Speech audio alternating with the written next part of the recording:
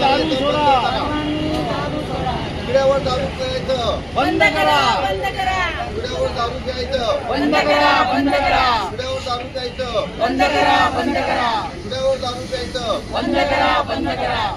हे जे उघड्यावर दारू पितात पोलीस स्टेशन आणि स्थानिक रहिवाशांच्या वतीने सगळ्यांना सांगण्यात येते की आजपासून जे उघड्यावर दारू प्यायला बसतील त्यांच्यावर फाईन लागेल किंवा केस होईल.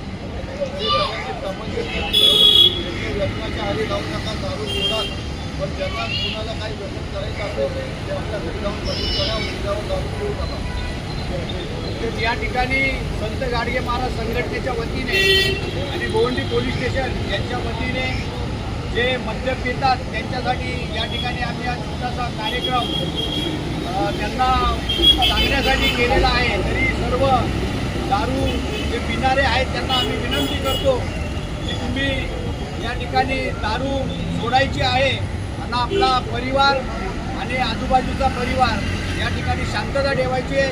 हीच विनंती आम्ही गोवंडी पोलीस स्टेशनच्या वतीने आणि संत गाडगे महाराज समितीच्या वतीने सर्वांना आम्ही करतो. बरं का साहेब? आम्ही आहे सांभाळू. शाळेची मुलं असतात, चांगलं आहे म्हणून घेतात आणि अशा उघड्यावर आपण दारू प्यायला असतात. त्याच्यासाठी आम्ही विनंती करायला आलो की बाबा उघड्यावर दारू प्यायला बसू नका. रक्षाबंधन होतं तर चालत गेल्या वर्षी पण आम्ही हे केलेलं, पण आता याच्यानंतर साहेब आले चांगले स्थानिक पोलीस स्टेशन आणि याच्या माध्यमातून आपली कारवाई करतो.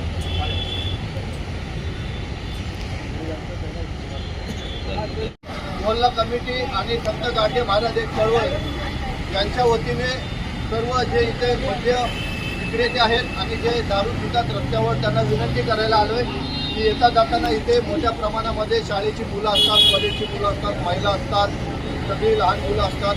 तर त्याचा विपरीत परिणाम होतो जेव्हा तुम्ही रस्त्यावर आपण दारू प्यायला बसतो. तर आम्ही सगळ्यांना विनंती करतो की तुम्ही रस्त्यावर दारू पिऊ नका किंवा रिक्षामध्ये दारू पिऊन बसू नका.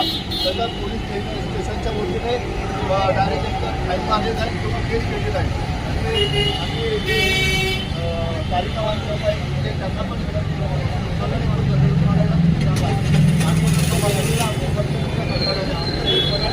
लोकांचा देखील आजूबाजूच्या लोकांना त्रास होतो. त्याच्यामुळे आम्ही सगळ्यांना विनंती करतो की कृपया इथे बाहेर तुम्ही दारू प्यायला बसू नका.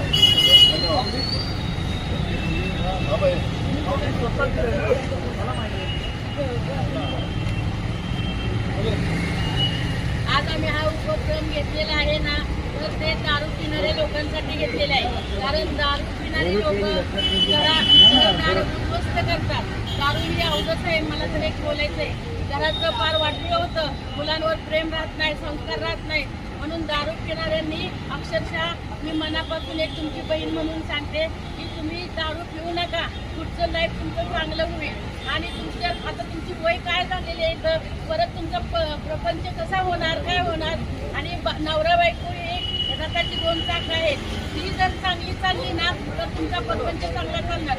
तुम्ही दारू पिणार आणि बायको तुम्हाला मारझोड हाणमार करणार, पोलीस स्टेशनला जाणार, हे करणार. मग ते करण्यापेक्षा दारू पिणं बंद करा. मला सांगायचं आहे. धन्यवाद.